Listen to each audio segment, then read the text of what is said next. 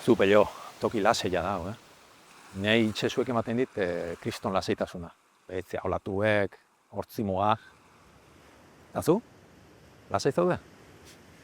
Atazu kontu, han aparkatu bide guzti hau egin dut, eta esango nuke, behin ez dituela behitu itxasua, eta azu kontu. Ez da guartu ditxasua dala. Gu badakat hainbeste kontuten, eta behi, pake ematen dit, normalien baina eskeztakat hortako degaitasuna momentu gontan, egile esan. Enfokatu xiei, dauzunean. Ordu gutxi falta gaia. Eta egile esan, elkarrezketa arbizu nahin bestek ezkinakan. Bilok arbizu arraga, lenguziek, familia herri jendakao.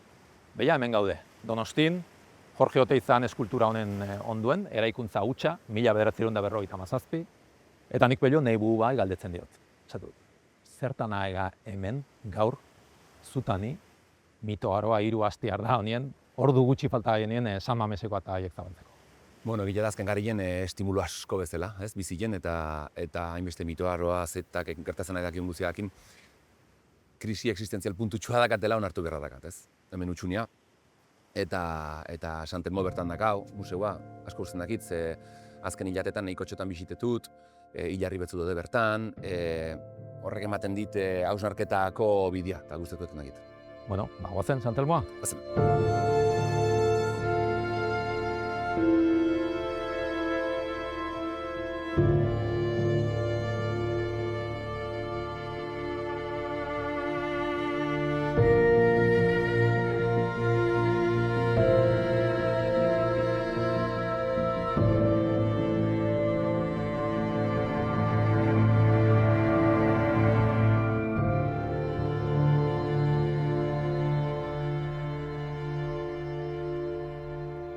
Hemen, areto txiki honetan, hilarriak, estelak, dauzkagu, duela 100 urteko Euskal Herritarrak irudikatzen dituzte, estela horiek, eta dira pixkat gure lekukoak, edo gure gaurko publikoa, hemen daukagun publikoa, ez? Baina hemendik ordu gutxira, 21. mendeko 80.000 herritar inguru izanen duzu, zure handiko sobertu inguruan, presentzialki, San Mamesen, eta beste milaka streaming bidez, EITB-ren plataformetan, EITB honen, edo larunbat gauean EITB 2 ikusia izanen da, ikuskizuna zuzenean, eta uste dut, Kataluniako telebistak ere emateko asmoa duela. Nik ezagit pello, horrelako ikuskizun batek, euskaraz egindako horrelako ekoizpen batek izan ote duen inoiz hainbesterainoko edapena. Bueno, puntu batetik bestera jotzea da, ez, kontua, ez, eta uste dut artista askok ireki dutela bidea azken, hamarkadetan, eta uste dute azken garaien esan berriz dago, duela urte pare bat egin zuen Ferminek anoeta, berri txarraken kolpe erraldoi hori duela hamarkada bat izan zen, ia hamarkada bat, eta aurretik, ez, Michel Abegeritik Iriondora eta Laboati pasatuz noski, zenbat eta zenbatek ireki duten bidea, ez? Eta bueno, hau uste dut badela beste pausutxo bat, egia da, aipatu duzunean bertigo puntxu bat ere sartu zaidala, ez daukat denbora gehiegirik horren inguruan hausnartzeko, ez? Oso sartuta gaudelako obran eta hori, baina bai, egia da, ez da gauza makala, jende asko da, Euskal Herritar asko gurekin, joan zirenak ez daude, baina nola baitere egongo dira bertan. Eta tentsio handia dago egunotan, nola daramatzazu azken ordu hauek? Tentsio handia dago, argi eta garri. Astakeria da, sartu gara movida batean guk geuk ere ezagutzen ez duguna. Orduan berria zen zetak hasi ginenean, berria zen mitoaroa bat, berria zen mitoaroa bi, eta mitoaroa 3 ere eraman gaitu ezagutzen ez ditugun lekuetara, ez? Eta bai, noski, uste dut lantaldea oso puntu honean dagoela. Baina egia da, lantaldeak aurreko mobidatik ikasten du, baina karo, hurrengo batean sartzen gara, are komplikatuagoa den beste kontu batean, da berriz ere ikastera behartuta gaude, ez? Eta bueno, horrek badauka bere alde positiboa, uste dute behar dugula, ze lantalde oso kreatiboa da, gogotsua, baina beste alde batetik ere dakar, zalantzarik gabe, presio maila bat eta tentsio maila bat, bueno, gero, ez dakit, ordainduko duguna igual hurrengo hilabetetan. Ordaindu, aposto handi bat delako, eta horrelako makroekoizpen batek kostu ekonomiko handia duelako. Ez dakit pello esan daiteken mitoaroa 3-ren faktura zenbatekoa den. Noski. 5 milioi eurotik gorako aurrekontua dugu, 5 milioi eurotik gorako gastua dugu, mitoaroarekin, mitoara 3-rekin, eta bai, zetak ekarrizko handia hartu du, ez da gauza makala.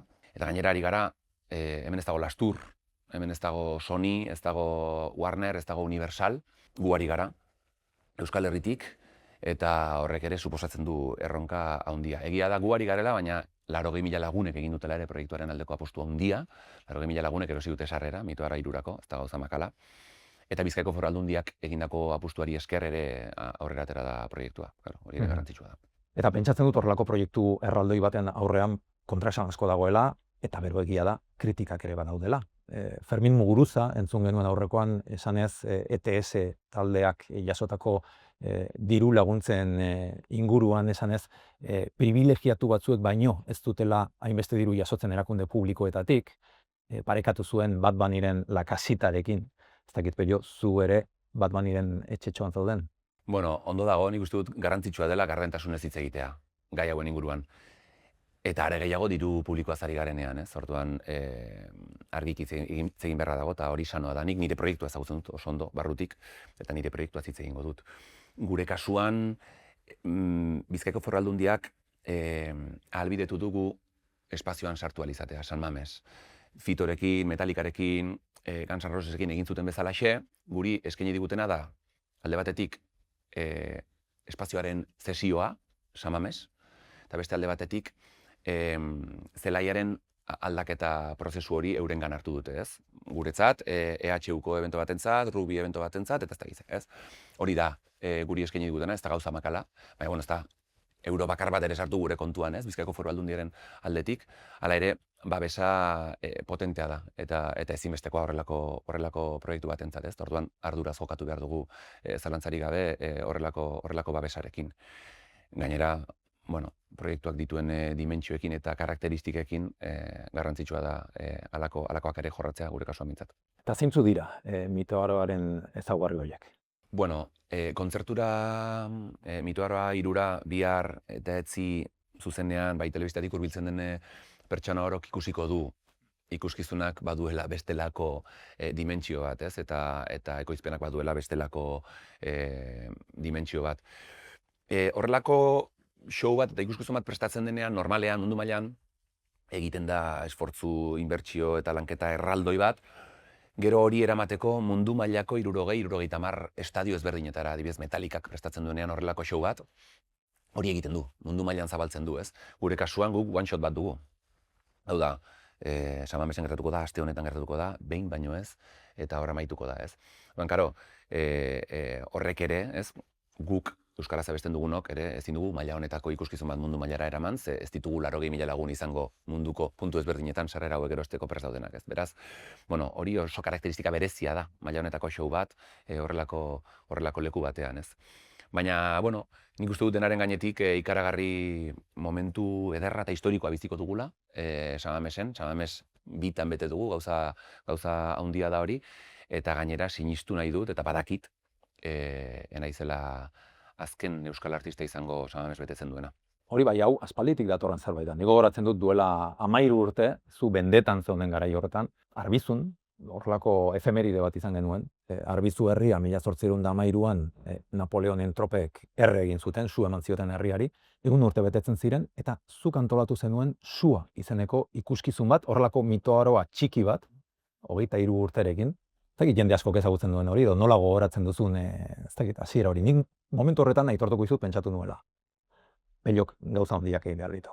Jo, ba, uste dut, ez dakit nola esan, baina uste dut oso konektatuta egon daitekela hori egun gertatzen ari zaidan guztionekin, ez, Mito Aroarekin. Eta zuk egin duzulako konexio hori, zen nik pixka bat ez ahaztua, baina ez nuen harremantzen nire ibilbidea berarekin, ze, urteak pasa dira, ordutik 6 urte pasa dira. Bai. 13 urte pasa dira, ez? Eta herri guztia lanean jarri nuen. Bai, eta, bueno, zuk zeuk parte hartu zenuen. Nik ere parte hartu nuen. Eta herritar pilo batek, ez? Osea, oso gauza herrikoia izan zen, oso gauza ederra izan zen, ez? Eta oso arronago horrekin, ez? Mito Aroa 3, ez dakit zer espero behar dugun, Euskal Herri distopiko batean gertatzen den zerbait kontatzen duzu, ez? Beti izan naiz oso Orwell-zalea, eta egia da, azken garaian bizi ditugun garai eta egoera geopolitikoarekin sentitu dudala nire parte orwelliano hori berriz pixka bat azaleratzeko, ez? Eta hortik dator Mito Ara Hiruren motivazioa, eta bueno, sortu dugun unibertso hau, inauteriak eta mitologiaren arteko crossover moduko hau, etorkizunera eramatea ere, nik uste dut interesgarria ikusten duela, eta gai pilo bat landuko ditugu, Mito Aroarekin, batzuk kolpetik ulertuko dira, beste batzuk igual denbora beharko dute, baina bai oso pozik eta oso gustora ari naiz mundu hori jorratzen. Geruz asko dituen ikuskizun bat da, Mito Aroa, baina oro har etorkizun ilun bati begiratzen dio. Ez dakit kezkatuta zauden, orain munduan gertatzen ari diren aldaketekin, edo etorkizuna horrela ikusten duzun. Ni publikoki maiz oso positibo azaltzen naiz, baina onartu behar dut etxean naizela aspektu hauetan behintzat oso positiboa, nahiko katastrofista naiz. Eta ze benetan ikusten dut gauza nahiko komplikatu xamar ikusten dut, ez? Horri helduz, planteatu dugu etorkizun distopiko bat, Mito Ara Hirurentzat, non zetak dagoen kontrol poblazionala estremora eraman duen sistema batean erabat integratuta. Zetak sistema horren parte da. Zetak sistemaren parte da, Mito Ara Hirun. Zetak sistemaren parte da. Hor badago beste irakurketa bat. Bai, zalantzarik gabe. Osea, ez dut gehiegi azaldu Mito Arak duen autokritika puntu hori. Uste dut aktoreentzat idazten ditudan paperetan, aktoreek niri botatzen dizkidaten hitzetan argiki ikusten dela autokritika puntu potente bat dagoela hor, eta gustatzen zait, ze uste dut ari naiz saiatzen autokritika, ari naiz saiatzen ariketa intelektual bat egiten, orain 36 urte ditut, eta beti pentsatu izan dut, ez beti, baina azken urteetan bai, agian ongi enkajatu dudalanik ideologikoki arbizun, sakanan, ez dakit, egin alditu nik benetan hausnarketa sakonak, saiatu naiz benetako iritzi propio bat garatzen zenbait konturekin, hausnarketa guzti hauek ditut orain, azken urteetan nire buruan, eta horiek Mito Aroaren ardatzean daude kokatuta. Spoilerrik ez dugu egin behar, eta ez dezagun gehiegi sakondu Mito Aroan, baina bai pelori buruz hitz egin nahiko nuke. Gu arbizuarra gara, biok lehengusu gara, belaunaldi berekoa gara, baina badugu adintarte bat, eta nik gogoratzen dut zu txikia zinenean, umea zinenean, nolakoa zinen.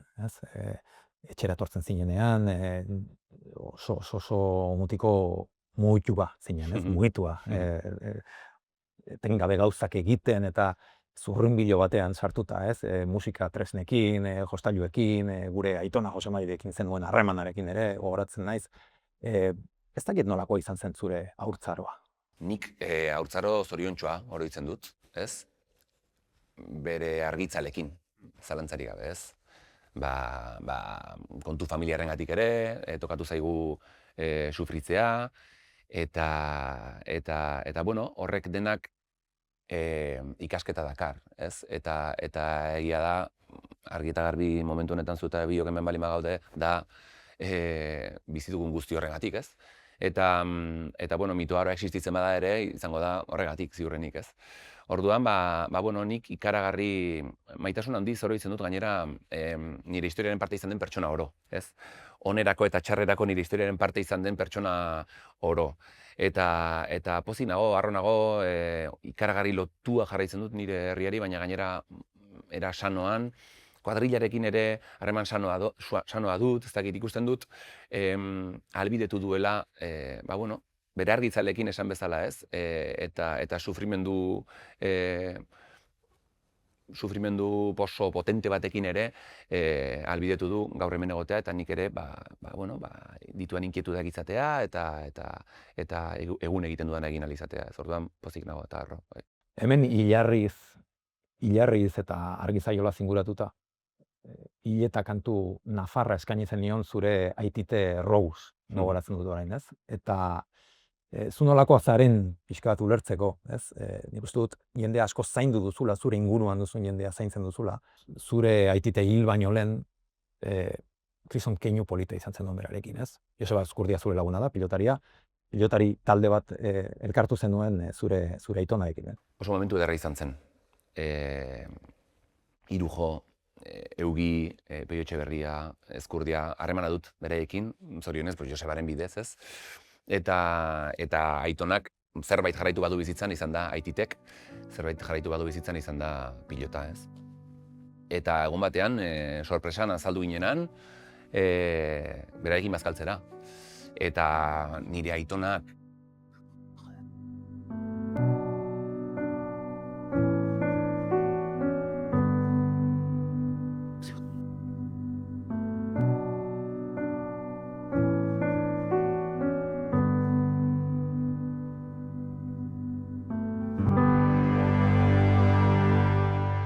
Gero bada, Pello, beste dimentsio bat, ez? Zu Nafarra zara, Arbitzokoa zara, baina baduzu konexio bat Bizkaiarekin, ez? Eta San Mamesen egitea, mitoaroa, eta San Mames izatea mitoaroaren eszenatokiak badu zuretzako ere beste esan nahi bat, ez? Eta baita ere oso emotiboa, ez? Zure kasu honetan zure amama Bizkaitarra delako jatorriz. amamak neguriko etxe batean zerbitzatu zuen, gaztetan, eta oroitzen zuen nola, bueno, Liperjeide familiakoi tea edo eskaintzen zionean, eurek nola joaten ziren Arriagara, ez? Gero. Eta behin Arriaga bete genuen, zetakekin, eta orduantxe, modu batera bestera, zirkula itxi zen pixka bat, ez? Berak esan zuen, ostras, claro, garai batean haiek Arriagara zijoazen gaur egun, agian nire iloba ikustera joango ziren, ez? Eta orduantxe hasi zen nire amama ere, nirea pixka bat ulertzen, ez? Uste dut orain zikloa iztera goazela erabat. San Mames gauza handia da, berarentzat ere, eta uste dut ederra izango dela, ze han izango da gurekin, eta gogoz hortarako ere. Zu badukazu doai bat, Pello. Eta nik jende asko ezagutzen dut, zurekin lan egiten duena, zure inguruan dagoena, eta denek gauza bat esaten dut, eta da, zure inguruan jendea ongi sentiarazten balakizula. Ez? Jendea zaintzen duzula. Bai, ez dakit, nik naturaltasunez bizi dut hori, uste dut niretzat ezinbestekoa dela ere, inguruan dudan jendea zaintzea, ze eurek zaintzen nauten ni ere, eta nik zaintza asko behar dut. Zaintza behar dut, aldi berean ere behar dut egur pixka bat sartzen dian jendea, pixka nire lekuan jartzen dagoen jendea ere, eta hor harreman horiek sanoak izan behar dira, eta harreman horiek zaindu behar ditut. Ez ditut beti nik nahi bezala zaintzen. Egia da gero, etxera itzulik, esaten du, hau esan diot, baina igual, ez, eta haizu. Horrek badu beste alde bat ere, eta da, zu oso perfekzionista zara, gauza kontrolatzea gustatzen zaizu, edo behar duzu kontrol hori, ez dakite horrek ere zure lantaldean eta zure inguruarekin segurazki badu, ez? Patologia bada, eta diagnostikatuta daukat, eta bueno, oso alde ona du, alde batetik gauza asko aldi berean kontrolatzeko eta ulertzeko gaitasuna eman dit horrek, ez? Askotan igual zurekin nahi naiz elkarrizketan, baina badakit iziar hor dagoela, hurrengo galdera zein izan daiteke pentsatzen ari naiz, argia, espera, askotan hori, joera hori daukat, eta alde batetik ondo dago, kontzertuatan ere, oso ondo datorkit, baina beste alde batetik ere, bada kondena puntu bat, ez? Askotan kostatu egiten zait, relajatzea. Zu handik miresten dudan gauzetako bat da, hain zuzen ere hori. Hainbeste gauza batera egiteko daukazun ahalmena, ez? Eta hori show batean edo ikuskizun batean ikusten da, ez? Kantatzen ari zara, baina kantatzen ari zaren bitartean pinganinotik gauzak esaten ari zaizkizu, ez? Eta gainera eskaleta buruan daukazu eta dantza egin behar duzu edo ez dakit nora agurtu behar duzu, hainbeste gauza batera egiteko ahalmen hori.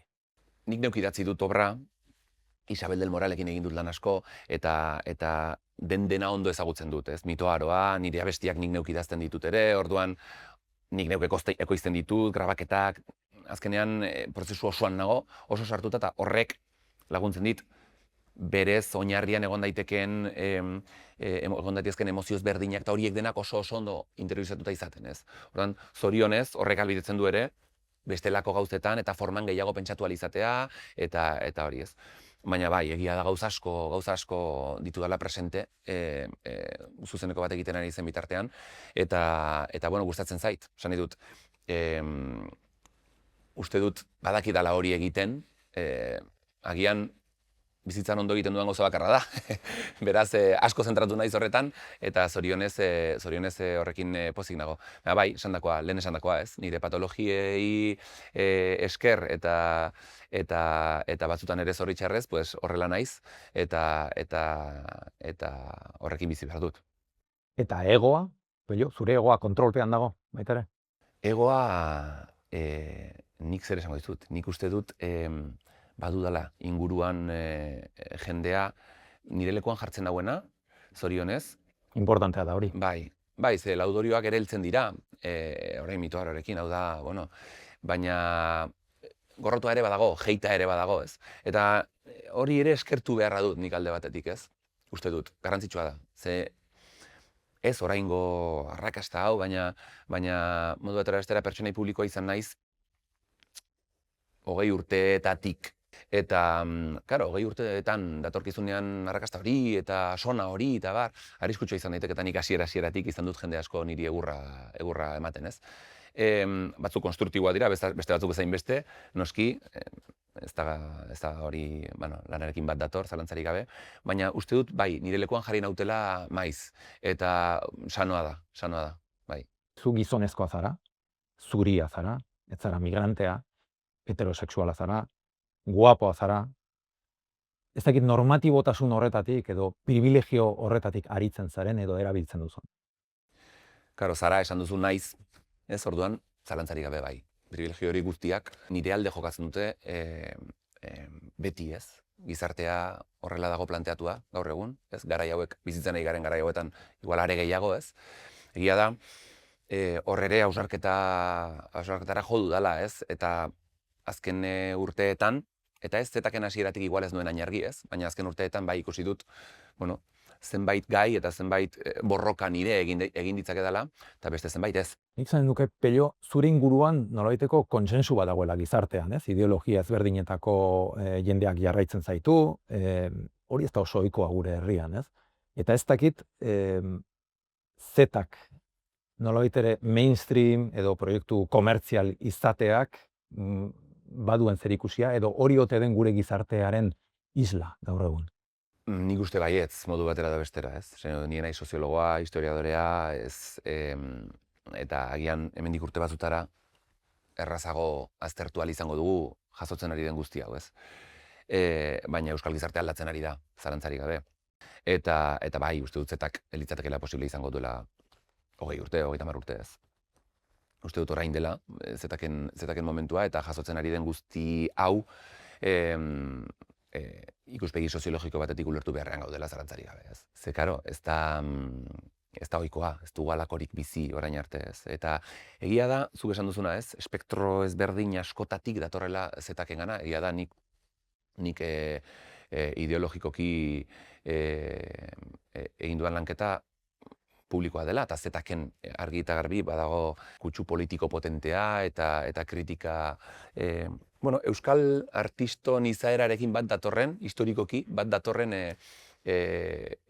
kritikotasun maila hori dagoela, egia da beste forma bat hartu duela orain, zetakekin, nire izaeragatik, garaiak aldatu direlako, egun bizi dugun gizartean enmarkatzen delako zetak. Baina egia da horrek ere albidetu ditu dela beste zeme gauza nik bueno, asko maite ditu danak, ez? Horien artean adibidez, nik orain azken garaian sumatu dut Iruñean adibidez, kaletik nola Nafar Riberako jende askok gelditzen hauen, eta jode, te vimos en la vasca. De verdad, es que es navarro el chaval, que no sé qué. Eta zetak bezalako proiektu euskaldun batera hurbiltzen ari den jende sensibilidade oso ezberdinetako jende, hainbeste jende hor dagoela pentsatzeak ere betetzen nau, ez? Eta Nafarroa Riberarekin daukator fijazio moduko bat, eta horrek egia esan eman dit ere bultzada eder bat. Bueno, ikuspegi soziologiko batetik adibidez hori, nik uste dut, elitzatekeela posible izango duela 20 urte. Eta mundu mailan gertatzen ari den beste fenomeno batek ez dakit zenbaterainoko eragina izan duen, ez? Pomoaz hitz egiten da, pandemiaz geroztik nire teoria da gizartea neurosi batean sartu dela, ez? Antsietatea handia dago gizartean, gauzak ez galtzeko, gauzak egiteko, sarrerak azkar eta momentuan erosteko, ez? Eta ez dakit ze puntutaraino antsietate horrek ere baduen zerikusia bi San Mames betetzearekin. Zalantzari gabe zerbait dago hor, ze kontuan hartu Ahaztilen, zetaken 3. disko hau, honek arrakasta handia izan zuen, eta gure aurkezpen bira ikaragarria izan zen. 3.000 sarrera saldu genituen Iruñean, 4.000, 5.000 hemen Bilbon, hori astakeria da. Nik urte asko daramatzat musikan eta aretoak betetzea gauza komplikatua da, eta benetan ikaragarri pozik ginen horrekin. Baina, egia da, Mitoaroarekin Iruñean 3.000 sarrera saltzetik pasa ginen 28.000 sartzera. Eta gero 45.000 Donostian Ilunben, eta orain Bilbon 80.000, ez? Orduan, nik uste dut, zetaken gorakada potentea izan da, ahaztien diskoak eragin handia izan du, baina hor beste zerbait dagoela ukaezina da, ez da, FOMOak eragina du, seguru, pandemiatik gatozen. Pandemiatik datorren proiektua da zetak hasi zen eta pandemia berehala erori zitzaigun gainera, eta hortik gatoz, orduan nik uste dut badela zetak ere horren isla. Zeinen ederra izango den, ez? Hori izan zen pandemiako zuen goiburua eta ederra ari da izaten benetan, ez? Ez dakit, behin hau gertatuta, Pello, zein den hurrengo pausua, zein den hurrengo geltokia? Bueno, nik nahi dut ulertu gertatzen ari zaigun guzti hau ere, eta hortarako ere denbora behar dut. Orain, baditugu bestelako proiektuak eskuartean, ezin dugu geldirik egon, zetak da proiektu oso dinamikoa, eta egia da San-Mames inflexio puntu bat izan behar dela, zalantzarik gabe. Eta nik nahiko nuke, behin San-Mames pasata,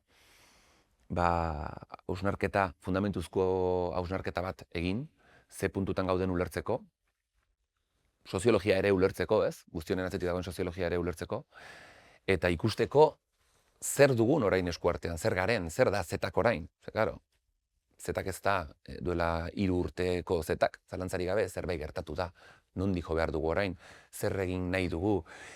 Uste dut urteak emango ditugula horren inguruan hausnartzen.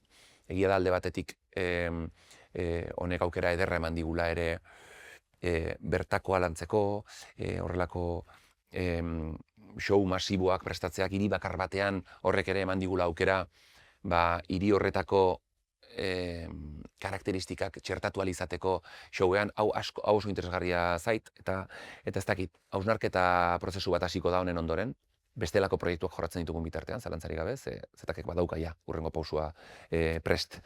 Eta horretan daukagu lantaldearen puska bat ja buru belarri, San-Mames aurretik, eta San-Mames pasata horretan jarriko gara. Ez duzu ezer aurreratuko orain? Ez dut ezer aurreratuko. Songi, Pello, bihar, ostirala, larunbata, San-Mames, Bilbo, EITB-ren plataforma ETB honen zuzenean ikusi ahal izanen da larunbatean, baita ETB bin ere, hor ikusi ahal izanen da Mitoaroa 3 ikuskizuna.